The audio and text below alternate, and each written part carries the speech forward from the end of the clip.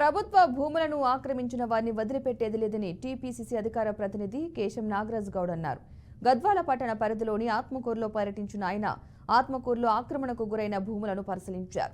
ఈ సందర్భంగా మాట్లాడిన నాగరాజ్ గౌడ్ బీఆర్ఎస్ పై ఆగ్రహం వ్యక్తం చేశారు. గత ప్రభుత్వ హయాంలో కొందరు అధికారాన్ని అడ్డం పెట్టుకుని యథేచ్ఛగా భూ కబ్జాలకు పాల్పడ్డారని విమర్శించారు. శిఖం భూములు, ఆలయ భూములు, చివరకు నాణాలను కూడా కబ్జాలు చేసి వాటిపైన కాంప్లెక్స్లు నిర్మించారని మండిపడ్డారు. వెంకటేశ్వర స్వామి ఆలయానికి సంబంధించిన 44 ఎకరాలు ఉండగా అందులో 4 ఎకరాల భూమి ఆక్రమణకు గురైనట్లు వెల్లడించారు.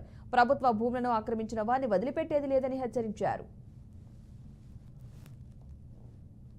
ఈరోజు ఒక నియంత పరిపాలన ఆత్మకూరులో ఈ చుట్టుపక్కల ప్రాంతాల్లో చేయడం జరిగింది. జాగ్రత్త చెప్తున్నాం, నోరు అదుపులో పెట్టుకునాలే. ఈరోజు అవినీతి చేసింది మీరు. ఈరోజు ఒక వ్యక్తి అవినీతి చేసుకుంటా ఇంకో 10 మందిని కలుపుకొని అవినీతి చేసాడు కనుక ఖచ్చితంగా ఎంతటి పెద్దలైనా దీన్ని క్షమించేది లేదు. ఖచ్చితంగా ఇవన్నీ కూడా బిల్డింగ్ డిస్మెంటల్ చేపిస్తాం. దీనికి సంబంధించినటువంటి వ్యక్తులు ఎవరైనా కూడా ఉపేక్షించలేదు. అనుకుంటున్నారు ఏదో గతంలో జరిగినట్టు ఇప్పుడు కూడా చేస్తాం, రౌడీయిజం చేస్తాం, అవసరం అనుకుంటే ఇంకో రకంగా భయపెట్టిస్తాం అనుకుంటున్నారు. ఇవన్నీ నడవ పప్పులు నడవవు.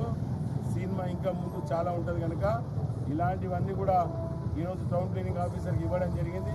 ఖచ్చితంగా దీని మీద 50 ఫీట్ల రోడ్డుకు ఈ రోడ్డు పక్కనే బిల్డింగ్ కట్టడం అంటే ఎంత దుర్మార్గమైన ఆలోచన ఒకసారి ఆలోచించాలి. ఎక్కడ ప్లేస్ జరుగుతుంది అక్కడ. ఈరోజు ఆత్మకూరులో ఎక్కడ కూడా ఒక ప్లేస్ కూడా లేకుండా 100 గజాలు లేకుండా ఈరోజు మొత్తం కూడా అసెస్మెంట్ నెంబర్లు ఇచ్చి